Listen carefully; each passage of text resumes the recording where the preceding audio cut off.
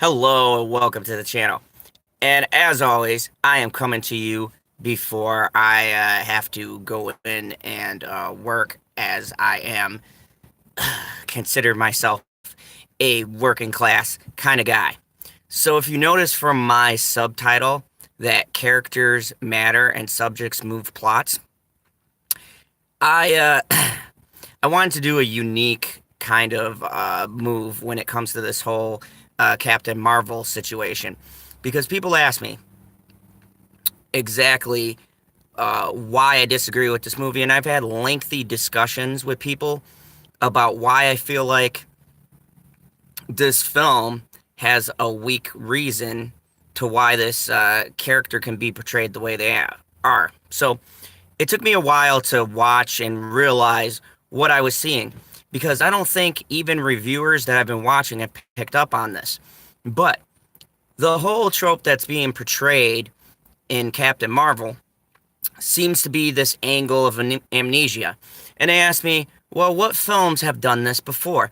And very, very, very, very, very many movies have portrayed an amnesia type character. You could go all the way back to the 80s blockbuster hit Total Recall, which was a phenomenal movie, which Arnold Schwarzenegger played a average worker who all of a sudden he goes to this thing called memory recall, where they can basically insert memories into your head. But what the machine does is it brings out memories that were suppressed.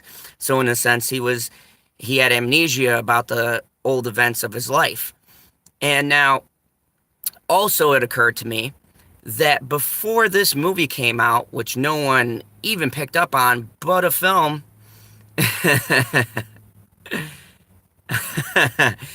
true. uh, Tons of people never picked up on the fact that there was a movie that's been out that's doing the same exact thing but doing it better. Alita Battle Angel plays with the same trope. Alita is someone who is a cyborg but doesn't remember how they got where they are. And the doctor who puts her back together knows who she is, but she essentially does not. And what happens? She makes a hero's journey and finally starts to get fragments of her old memories. Sound familiar? Yeah, that's exactly the trope that Captain Marvel is biting off of and doing it worse, actually. So when you think about it, this movie essentially was in production and essentially came out after Alita using the same trope. Interesting.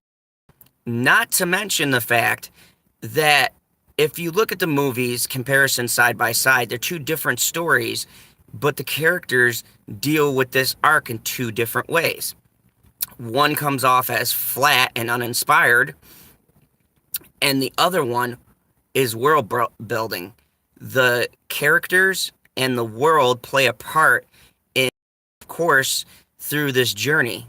Okay, and essentially, in the story of Alita, she does not handle this like stoically, and then when she gets the revelation, she's just all like, well, yeah, that makes sense. I'm a hero, kind of a deal.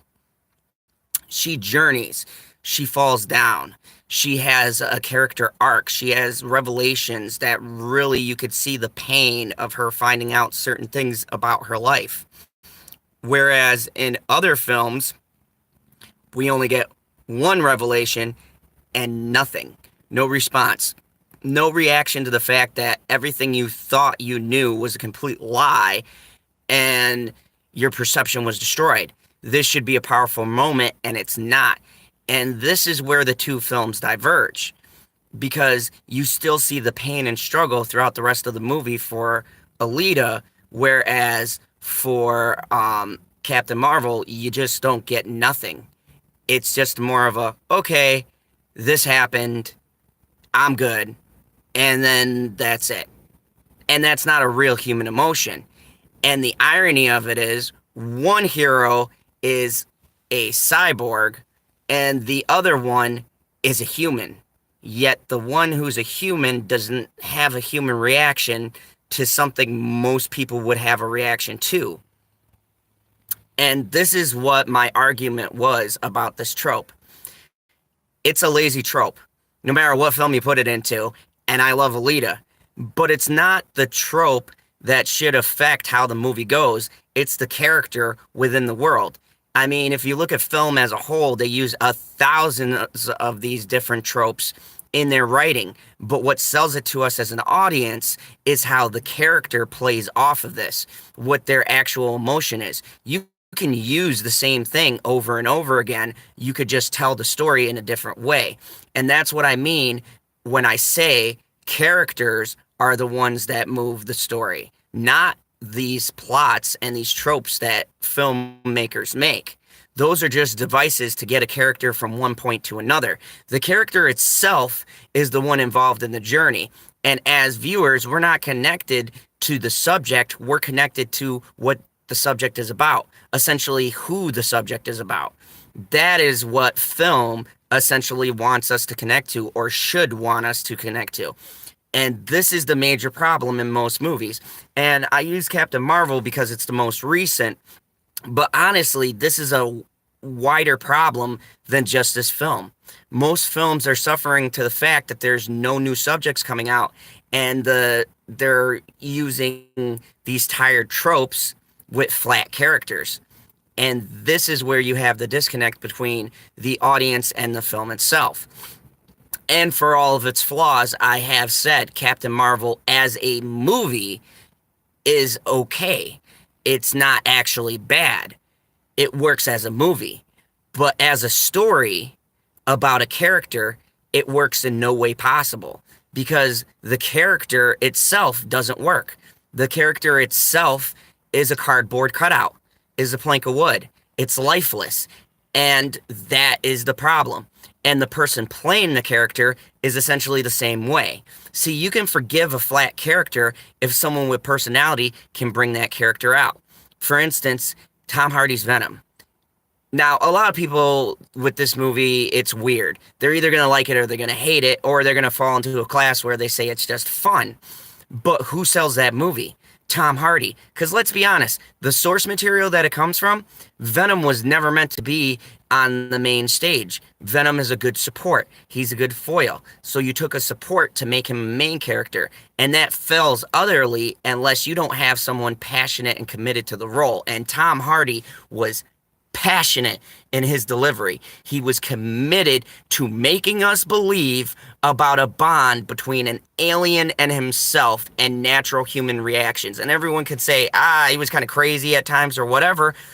But to me, he gave honest, real feelings to what you would feel like if you were being a host to an alien life form from another planet.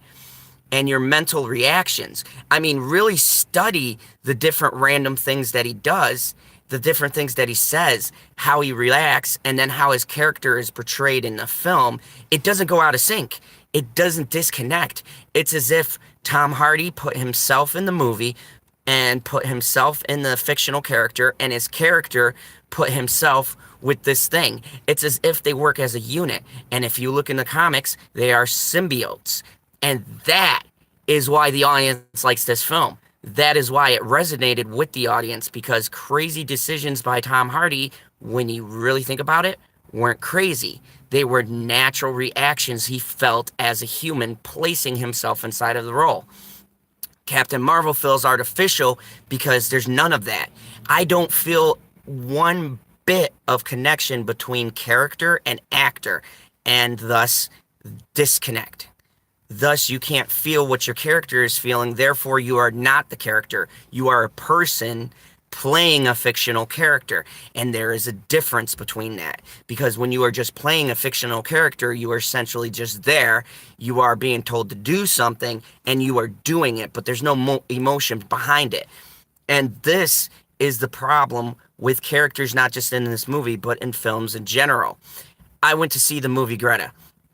And granted, very mediocre at best. But what really sold that movie for me was the fact that the elderly lady that was in it was very haunting and disturbing. The actress clearly went out of her way to make you feel uneasy about this character.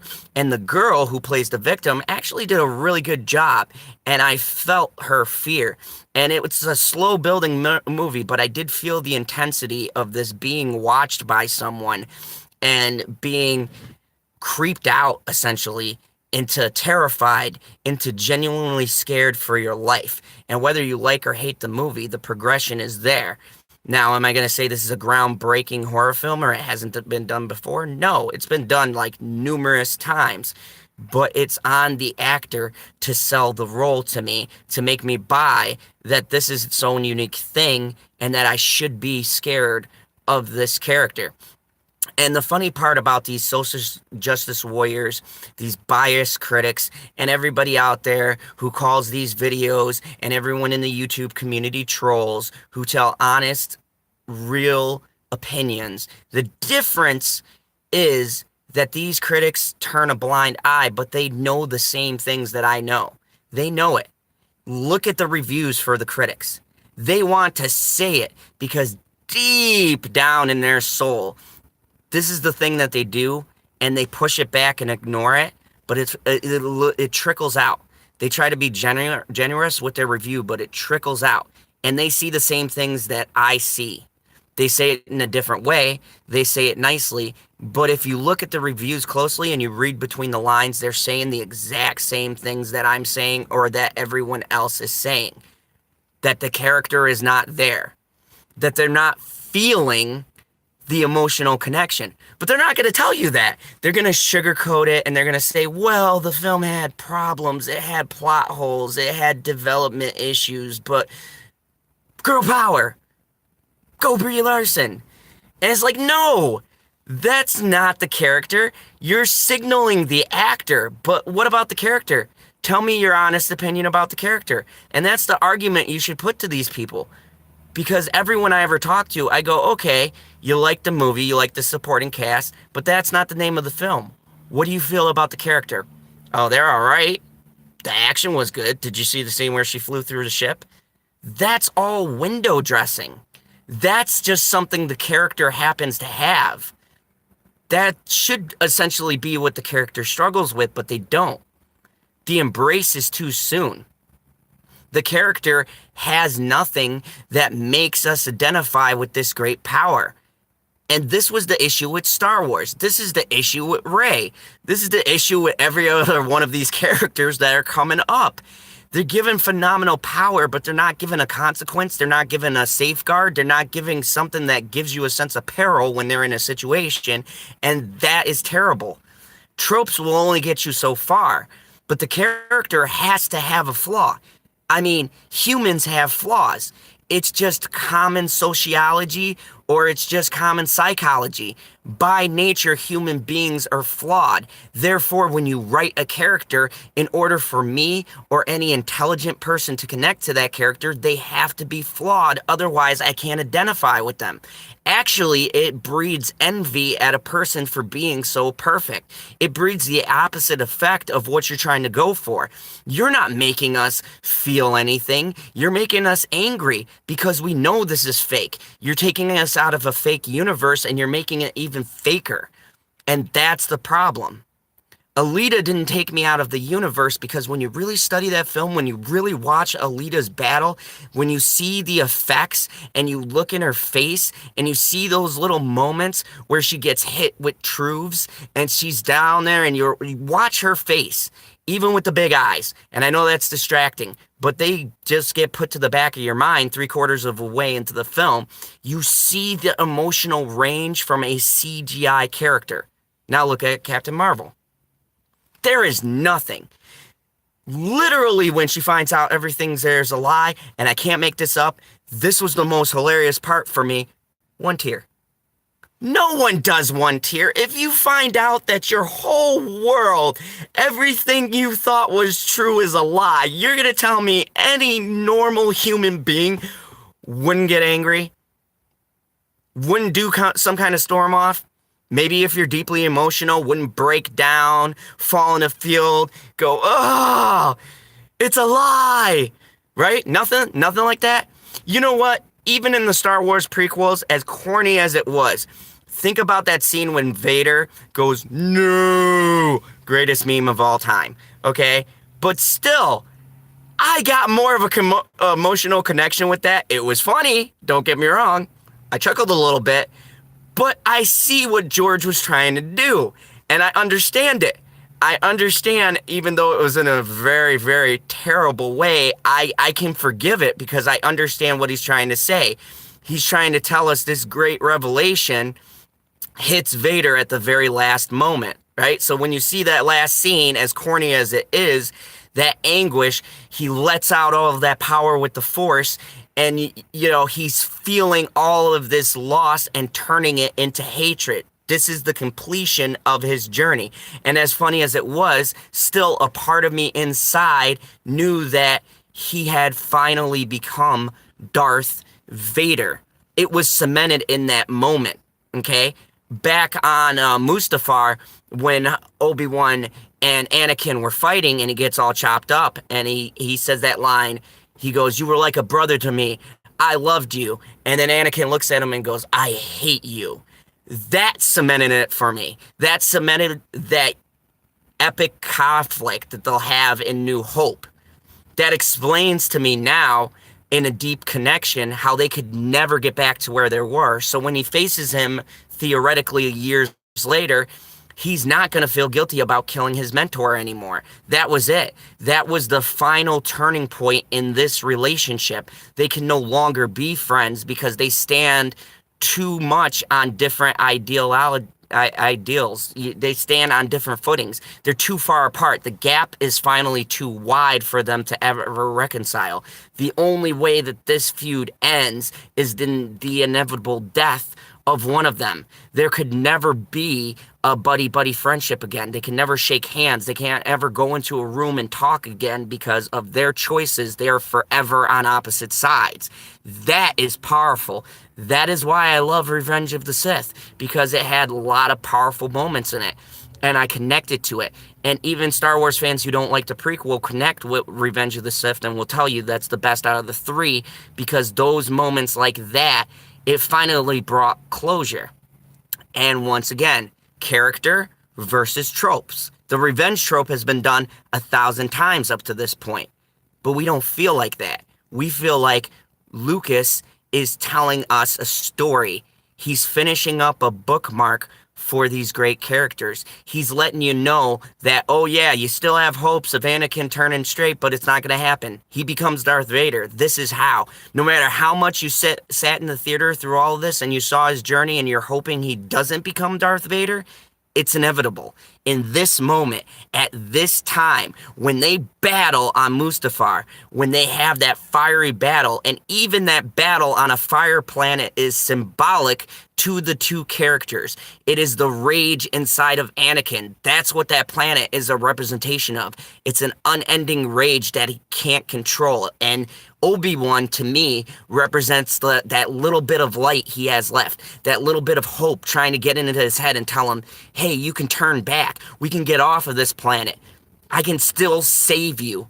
We're friends. I can still pull you out of it. But if you notice, they battle deeper into the planet. They battle deeper into the core. And if you're really watching, you see that if that's a representation of his soul, the fire is all around him. There is no saving him. And at the moment when Obi-Wan jumps up on the hill and he says, Anakin, don't do it. I have the high ground.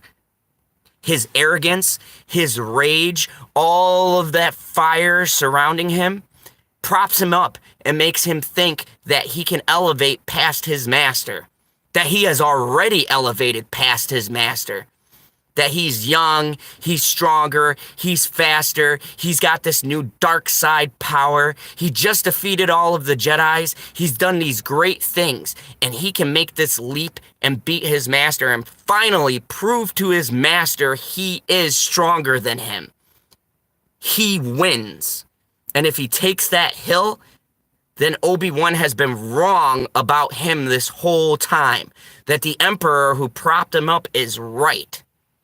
And when he makes that jump and fails, all he has left to say is he hates the fact that he's right, that he's been tricked, that the dark side isn't the way.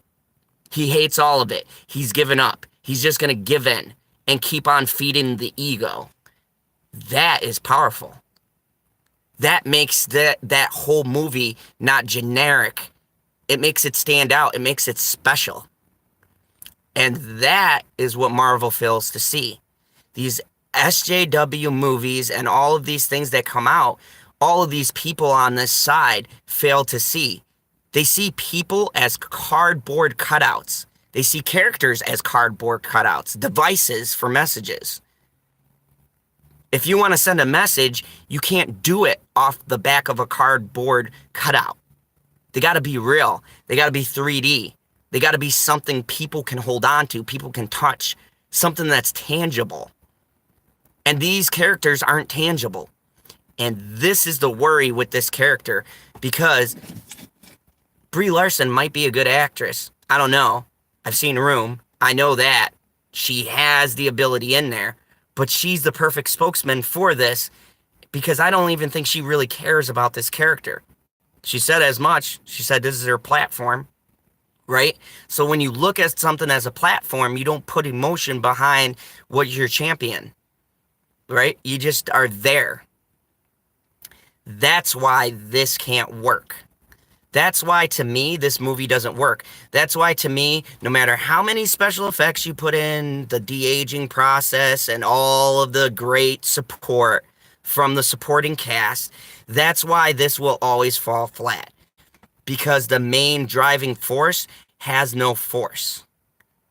And people can use the whole, oh, it's the amnesia thing. That's a plot device, people. Study basic film. That is not a launch pad for a person. That is the thing the person must overcome. That is what drives your story. That's not a character.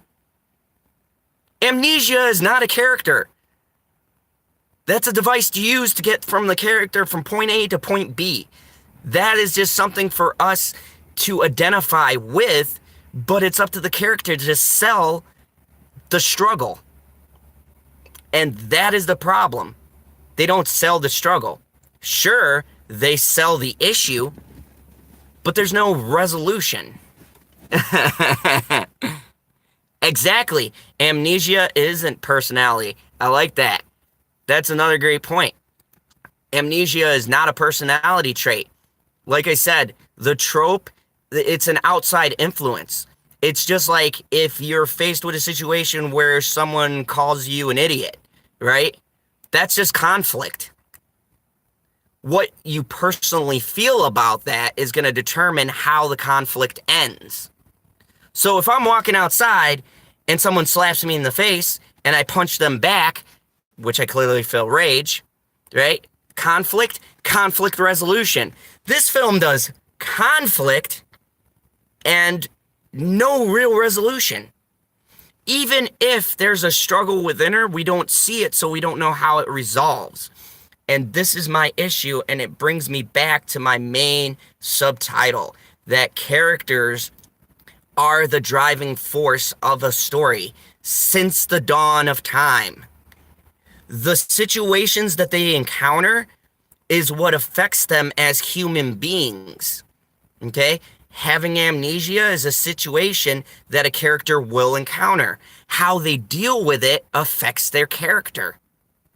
What they're feeling, how they convey that to you makes you either hate, like, or feel indifferent about this character.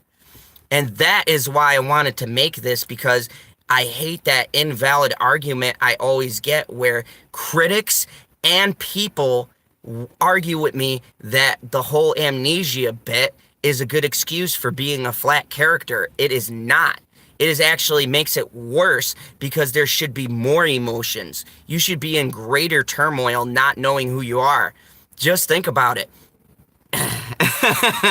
Thank you. I agree. I mean, characters, they need to be able to express what they're feeling in the moment. And that is why this film is going to ultimately always be a mediocre film.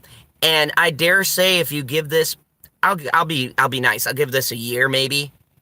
This is just going to be another Marvel movie that happened. It's not going to be an Infinity War. Everyone will always remember the Thanos snap because it's shocking. I knew about the Infinity Gauntlets and I was shocked. I know the storyline. I got the comics. I know how that story ended. But they hooked me so good. This race against the time, it hooked me so good that I was like, maybe. And then when Thor comes back down with that axe and he buries it in the chest, and I'm looking at Thanos is nervous. Thanos is scared. Josh Brolin, through 3D effects, conveys Thanos's worry at that moment. You see that, I might die before I achieve my ultimate goal look. And then when he just reaches his hand up and goes, and bam. I looked around me. People in the theater's mouths were open. Did you get that with Captain Marvel? No. I actually saw someone falling asleep next to me. Okay? No, not the same reaction. Because there was no hook. All right? Up to this point, Thor restarts a dying star. You feel the urgency in every single scene. I don't like Black Panther, but I'm not gonna lie. When he screams Wakanda forever, I'm like, Wakanda forever. All right. I'm not gonna be like an idiot in the theater yelling, Wakanda forever. But I'm there with you, dude. You're fighting for your homeland. You're not just fighting for your homeland. You're fighting for the rest of the world. You know it is a hopeless situation. Ships have dropped down. You have to drop your only defense. Vision is helpless, but you gotta buy time. And bam, the Guardians come down. They're helping out, Groot's doing his whole thing. You got the funny little joke with Groot and Captain America, by far my favorite scene in the whole entire movie, where he goes, I am Groot. And he's like, I am Steve Rogers. I mean, it was great. Everything about the film is great. All of the characterizations, everything about the movie works because the characters sell it. You even feel bad for the bad guy. You can't tell me that when Thanos is crying, you don't feel like he actually lost someone close to him in the pursuit of what he feels is right. And you might not agree with him, but you feel what he feels. He makes a painful choice against his own nature to do what he feels is right to him. So is he really bad? And you go thinking, I kind of understand it. And to get back to Thor and Thanos, in that moment, in the infamous snap, all hope is lost. Even when I saw it with my mom, she goes, damn, this is how it ends? I mean, wow, they kill everyone? And my mom's not a very emotional person with these things, but she was wide-eyed, right? Like, really? Yeah, they're going to end it with everyone dying? Right?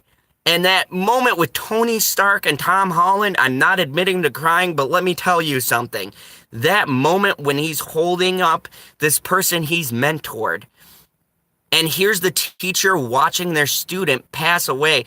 The teacher is never supposed to watch their student pass away. The teacher is supposed to be overshadowed by the student. That's our goal. I teach martial arts. I know what it's like, right? You want your students to be better than you are, and he has to sit here and watch his student pass away before his eyes, and there is not a thing he can do, and he's scared. Tom Holland is a kid, and he sold it in Spider-Man Homecoming. He sold us how much of a kid he is, just starting to take his first steps in the world and gain maturity. He sold it to us. So when he looks up with a very human reaction and he says, I don't want to go, what's happening? What's going on? It's a real reaction. It's a real, genuine, emotional connection to us. The character is scared and we feel it. Therefore, we are scared and we feel it. And then when he disintegrates to dust in that moment, I looked around and I saw all the sad faces in the crowd.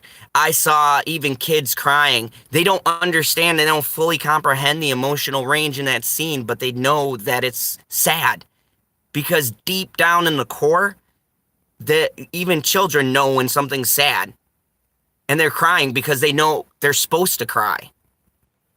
Characters, driving story. The plot is the same. The trope is the same. The plot device is that Thanos wants revenge, wants to cleanse the universe. It's been used before. One person wants to make something happen, right? It's all been done before. So the characters are left to sell us on the story. And now, getting back to Captain Marvel, she doesn't sell us on the story. She has moments in the film. I'm not going to lie, she has moments where she acts and you feel certain things. There's kind of a little back and forth, so you kind of feel a connection between her and Nick. You know, there's kind of a little back and forth there, but there's nothing that's selling me on how she feels after being betrayed. There's nothing selling me on why she gains her power. There's nothing selling me on why this journey makes her the most powerful being. Now, if I jump back to Alita, I am sold by the end that she has lost someone close to her and she will get to that city in the sky and there will be a final battle between her and whoever this force is controlling this world and oppressing people. I feel it. When she goes and she takes her sword and she goes like this and she holds it up, it's like a declaration of war that is unspoken. She doesn't need to yell out, "I'm going to get you because you're a man and I'm going to take you down." Grr, right? She says nothing.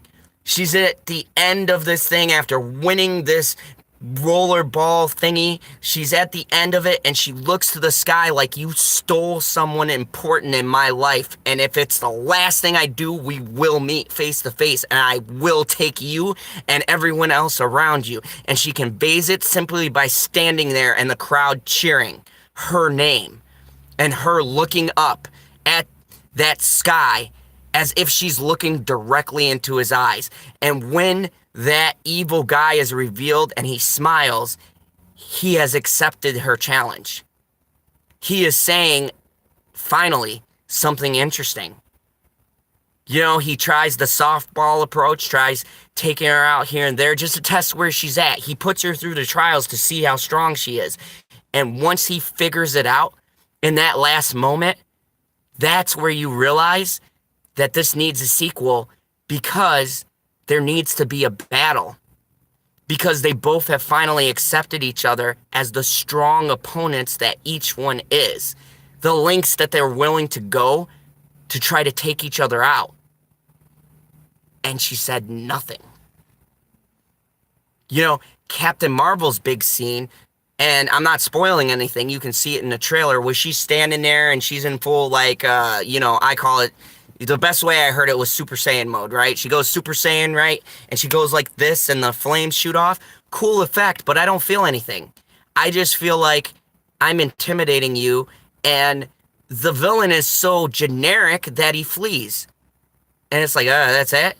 Right? There's nothing that sells me on if that moment's shot differently and she's just standing there and he's glaring at her and he really has to think about it, right? He's like, is this the right moment? Is this where I take her out? And then it maybe responds back, maybe does a quip, right? And says, I'm not fleeing just because, I'm Ronan the Accuser. I'm going to take my time and think out the situation, but we will be back. And when I do face you, there will be consequences for this little rebellion here, right? Maybe that adds a layer, right? But nothing, because they've got to degrade another character.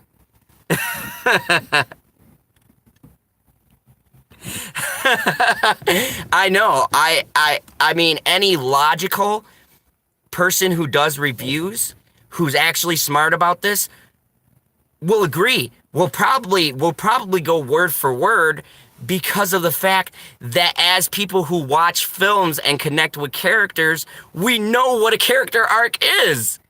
That's what's frustrating about good reviewers. We know how a character is supposed to act, right? We know how the real illicit human responses. And that's what's frustrating. And what's even frustrating more about this film is it had potential to break out of what we thought it was going to be. I mean, we hadn't seen it. There was still post-production before Bree started saying stuff. You could have changed things around.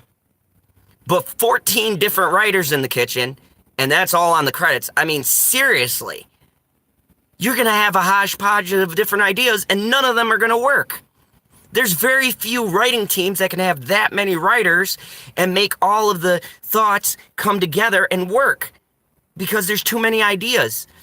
And ultimately, that's what this suffers from. Too many ideas, too many cooks in the kitchen, and not one chef directing the cooks. Right? It's like watching a good episode of Hell's Kitchen. You ever watch that show? Chef Ramsay is overcharge of these teams, right? But he assigns someone to take charge, and how well they do is how well they manage the team, right? If they let the team run around like crazy or they let one person get out of control, the whole night is ruined. And that's what this film is directly like. It's a failed episode of Hell's Kitchen. It's all of these people running around with all these ideas, all these agendas, all of these other things, and probably one poor sap in the room who's the actual common sense guy going, you know, this scene doesn't really work. And someone's yelling, shut up, Ted, you don't know what you're talking about, okay? We gotta play to the social justice here. They're the moviegoers. They need their agenda in here. And Ted's going, but this isn't really good for the character, guys. Like, shut up. We're going to put this scene in here. But it's not logical. It doesn't. Shut up, or you'd be fired. Fine, whatever. I'm just going to scribble notes here. That's what it felt like, right? So you have poor Ted in a dropout. He just gives up, right? You might have 3 or 4 other guys who are on Ted's side, and they're just like, well, whatever. Just put the notes in the script. Let's hope the director can do something. And of course, the director is on their own agenda, so they're like, oh, Ted said something kind of sounds good. We'll throw it in here. You know, Bree ad-lib it. Do what you want to do. Right? That's what it felt like. And guess what? She is not an ad-lib. She needs direction. That's clear because in a directionless script, she can't pull it off. And my perfect example is Venom. Venom's script was a mess, and Tom Hardy could have easily screwed that up. But there were parts where he literally ad-libbed, and the director, being the smart guy he was, and knowing that this was a gamble with other people's money, said, go ahead, Tom. That actually sounds good. Throw it in there. We're going to throw it together and see if it works. And for once, they threw things in there that actually added to the movie because you had a competent actor who could think on the fly and go, you know what, guys? I think it feels like if I was this character, I would more do this. What do you guys think? And the director's like, yeah, you know what? Throw it in there, Tom. We'll shoot it and we'll see. We can cut it out later. We'll see how this flows with the rest of the story. And for some reason, it worked. And some of the poor choices, I think, was just a script being passed around for so many years.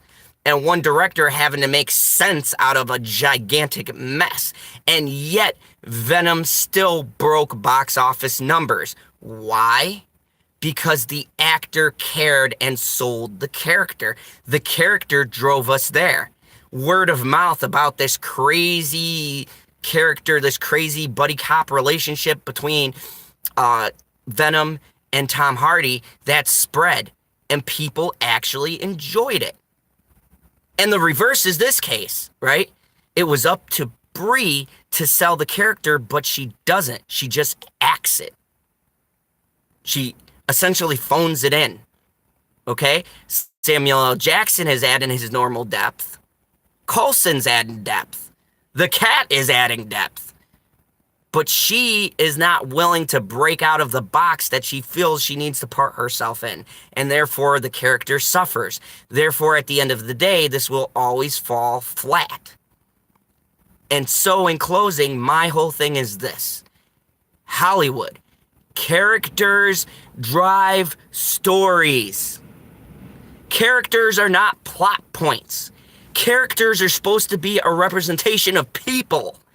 People, you and me, living, breathing human beings with emotion. They drive your story. They sell your film. Cardboard cutouts do nothing.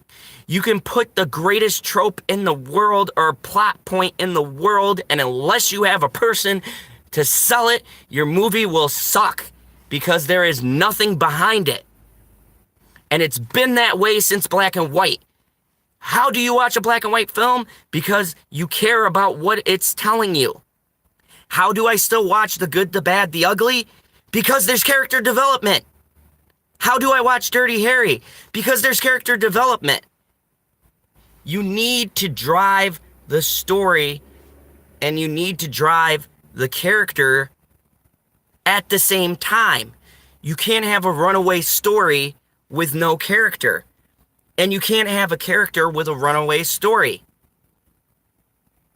But a character can help fix it. A character can sell us on it. At the end of the day, Venom won't be the greatest thing of all time, but it will prove one thing, that a good actor and a good character can save essentially a mediocre story, and that's what it does. A great actor saved that film, and let's be honest, he did. There's a lot of plot holes, there's a lot of things that shouldn't work, but they do, because the people in the film have passion. Every single person in that film sells the role that they're in. Even the villain, who's very generic, that guy sells it by being over the top and embracing that trope. He doesn't try to hide it. He is like blatantly maniacally evil, and the actor knows that. So he plays that to the best of his ability, and he sells it to you. And that is my problem. If Brie would have put half of the talent that she showed in Room about a victim who was kidnapped and stuck in a room with this little girl, right? If she sold that kind of performance to me here, if she used that range of emotion, or even half of it, at the moment where she finds out she's human and sells that emotion, I could have left going, okay, let's see where she takes it from here. Now I embrace this. Let's see what she does with it. I would be willing to give you more leeway, even with a script full of plot holes. If you can sell me the character, I will give you a chance to continue to tell me why I should care. So Hollywood, wake up. Wake up and start realizing that you cannot use these Mary Sues and these cardboard cutouts to try to slide in this messaging, okay? It's not working. You're going to get great box office sales. This movie is already going to break even. That's a fact. I'm not even making that up. It's almost up to 4 million. That's even, okay? Anything it does after this is just going to be profit. And the scary part about this is it's going to lead to them thinking this is the right way to storytell until they destroy something that really upsets people, and then they lose money on this too. People need to start waking up and realizing your films are failing because you're not giving any detail to the characters involved. Your detail is about your narrative and about what you're trying to push on the rest of us. Your detail is about social issues in worlds, but not how they're affecting the people within the worlds, because much like these people's views, narrow-minded. They think the people just go along with it. They don't gauge the actual response a normal thinking person would have in a situation. And you know what? I don't have a problem with agendas if they make sense. If it makes sense to the world you're building. If there's real reactions. If there, I don't know, is two opposing views, right? No, but they can't build characters like that. They can't admit that someone would not see their view as wrong. And that is the very definition of being narrow-minded, which is the irony of their whole argument. The irony of the whole argument with these SJWs is kind of hilarious when you think about it, because their whole shtick is about social justice, but yet they're doing it the exact same way they're claiming to be fighting it, right? It's a whole fight fire with fire kind of mentality, right? They say they want equality, but yet when you try to give an equal opinion, they suppress the opinion. That is the very definition of an oxymoron. I mean, it's kind of hilarious. And that's why the characters fail. Because you can't make someone with just one point of view. That's not a normal human being. No one just hears something and automatically agrees unless they're a robot. No one just hears my opinion and goes, you know what, Lee? You're absolutely right. Yeah.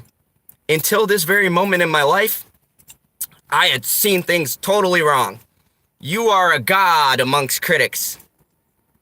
Yeah, yeah, total Mary Sue. No one said that to me. I've had people stop and debate with me about it, right? But that's healthy. That's what critics are supposed to be about.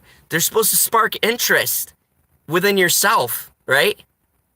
They're supposed to, like, give you another side of something.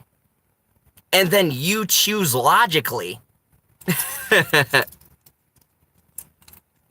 Oh, thank you. I don't know if I'm a god amongst critics, I'm just an honest to God human being, It's just, I got tired of watching all these one-sided things, and I started watching these people on these channels, and I said, you know what? I got a view, and I want to throw in with everyone else. We need more people to throw in and give another side of the view, because right now the way it stands is characters in not just this film. Everyone thinks, oh, it's the MCU that's going to be destroyed and the Star Wars, but it doesn't stop here. The comic book industry is done. The comic book industry is shutting down. In all of my life, I never thought I'd see the day where maybe you won't get to go to a comic shop and buy a comic. I always saw myself as a dad who would take my kid and pass along a legacy. And you people are destroying a legacy. They are destroying legacies. They are destroying things we all grew up with and know and love. And you know what? Unless passionate people come out and start standing and saying what they feel and letting our passion be known, these people lack of passion is going to destroy everything, because I heard it said the best on the channel, That Star Wars Girl, where she said art is meant to be shared with everyone, and that SJWs can't make art because they don't understand it really. And it's the truth, because you have to have passion about something to understand another person's passion. Okay?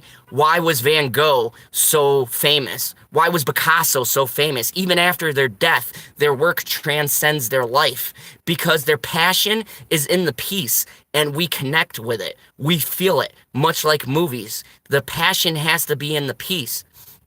And that is what sells characters. Actors' jobs is to put passion into a fake role and sell it. And that's what it should be about. And these one-dimensional SJW critics and all of these people who are fighting for this fake cause that doesn't exist don't have passion. And I strongly believe if more people who do and start saying so actually combat this view, they will lose, because they don't have any passion behind their argument. They just have a point of view, and it's very different than having an actual feeling or reaction to it. It's a gimmick. It's a trend. It's just like Nike selling shoes, okay? They don't care about the shoe. They gauge what we like in a shoe. They make it. They sell it to us. That's not passion. That's knowing what the consumer wants. And these people throw things against the wall, and if we take it, they think that's what we want. But they're really salesmen. They're selling a point of view. They're not even really behind it, okay? This social justice nonsense, they're not behind it. They're not behind these characters. Half the time, they don't even see the movies. They read the reviews and mimic the talking point. That's not passion. If you are buying what you're selling, then you are wholeheartedly endorsing what you're selling. You are behind what you're selling. You know about what you're selling. And argue with an SJW. They don't know what they're selling. They're just consuming it and regurgitating it, essentially. And that's it. They don't know about their talking points. They just know they have them and they have to say them. But people who care, people like me and several other channels that care about these things, we know how we feel, what feelings it invokes, how movies make us feel, how comics make us feel, how media makes us feel. It's deep inside us. I've been watching movies since I was 8 years old. 8 years old. I remember the feeling I got walking into the theater for the first time as a kid and looking up and seeing the walls and seeing the screens displaying everything and smelling the popcorn, and that feeling I got like I was in somewhere adventurous. Okay? That's a feeling. That's an emotion that it was invoked by a certain thing, right? The movie theater is just a big space, but the feeling it gives you is your own, which is why I say movies are subjective. The feeling you're supposed to get about them is your own feeling. I'm telling you my feeling and my view and my opinion. But how you feel will be completely different. And that's what these people don't understand. Yeah, selling those hot dogs. I don't know. I like hot dogs. I don't know whether or not they necessarily go with popcorn. I guess that's a debate for the ages. But, I mean, it's still a feeling. It's an emotion. It's something that's supposed to be invoked by all of these things. And the box office and Hollywood and these movies... And these movies, like, they're supposed to be something that gives us different emotions. And I just remember feeling disappointed. Not that this film was horrible. That was later as I analyze it with thought. But I felt disappointed. Kind of at what it could have been. Disappointed at potential. And there's a quote that I like to think of, and it's from a movie called A Bronx Tale, which is an awesome quote, and it says, "The worst thing in life is wasted potential." Robert De Niro says it to his son. And he's going through and he's seeing these struggles, and it's not just because I'm from New York and I like anything based in New York, which I do, but it's that quote is powerful. Just think about that. The greatest thing in life is wasted potential. And the movie conveys this thought with the mobsters that are involved. The greatest thing in life is wasted potential. And I thought about this coming out of the film. It's like that scene. It's like when he's telling his son, I don't mind you that you're hanging out with these gangsters, but I mind the fact that they have wasted their potential and you could waste yours. That's what this film is. It is wasted potential, and that is a shame. And the MCU doesn't see that if they stay down this road, there's going to be a lot more wasted potential. And that's what people will recognize, because people are smart, even the generic moviegoer, and they're only going to deal with this for so long. If they mess up Endgame, that is going to be the thing that if the ending of Endgame is terrible, that is it. Phase 4 is done. They say Phase 4 is the last phase of the Marvel Universe. It will be the last phase of the Marvel Universe. If Endgame is a letdown, I'm talking like a Last Jedi situation, then, oh goodness, you are going to have the backlash of Marvel fans, you're going to have the backlash of moviegoers, you're going to have the backlash of the common moviegoer. It is going to be bad. Exactly. It will be the Thanos snap to the MCU. And if you think that what happened with Star Wars is on a lifeline. Star Wars is on life support, and we are determining whether or not to pull the plug on it at this point. Okay? Star Wars, we can pretty much say, is just about dead. But I believe this would kill the MCU. It would kill it. It would be done. I believe this effect would be Thanos snap, immediate. If people walk out of Endgame, if a mass amount of people, because it will be massive, if they walk out of Endgame and it is anything less than what we hope the great writing was of Infinity War, because you set the bar high, if it is anything less than that, that base is gone. It's dead. It's dead. It's gone. You can release as many other movies as you want to. You can bring back original. You've effectively destroyed 2 IPs. Good going, Disney. You don't got anything left. No one's buying this live action nonsense. All right?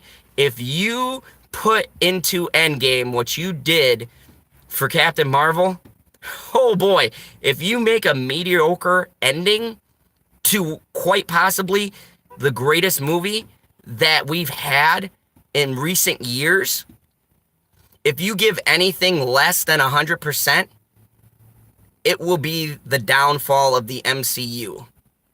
Okay? So everyone asked me, well, do you think Captain Marvel is the end-all, be-all? No. Captain Marvel's a footnote. We had Thor: The Dark World. All right? Let's be honest with each other. I don't personally fault the movie. I like that it led to Loki, like, ruling Asgard. I thought that was a funny bit for Thor Ragnarok. It was a great little, like, playoff. It was a great use of that terrible movie. But it didn't really, in the grand scheme of things, hurt the MCU. Just like this movie, in the grand scheme of things, after Infinity War won't hurt it, but it'll make people question what you're going to do next. I mean, it's so important because it makes us question, wait a second, how are you going to end this thing? Right? Because if Bree is the one who punches Thanos out and beats him, I tell you what my reaction's going to be. I'm going to take a tub of popcorn, and I work at the theater. I'm going to take a tub of popcorn and throw it right at the freaking screen. That's what I'm going to do. I'm going to throw it at the screen. I'm going to immediately walk out because I'm done and I don't need to see what's after the end credits. And then I'm going to be done. That's it. Finito. I've had it. And you're going to get that response from a lot of people. So, in close, thank you for this little live stream rant. I'm going to go do my thing, but I want you guys to use your own eyes, be your judge, form your own opinions, okay? I'm just a humble man with humble opinions, you know, but I want you guys to realize something. Don't let characters suffer for mediocre plots. Characters need to mean something, and plots just need to be that. Things that drive a story, but don't control it. And also, please let everyone you know, subscribe, click subscribe to that channel, you know, spread the word. I'm like the little channel that could, and thank you for everyone who enjoys my live streams. And also, hit that notification button to get notifications when I go live. And as always, my end credit scene, if you will. I'm going to see you guys and my new bro, my new homie, the next Avenger, Goose the Cat.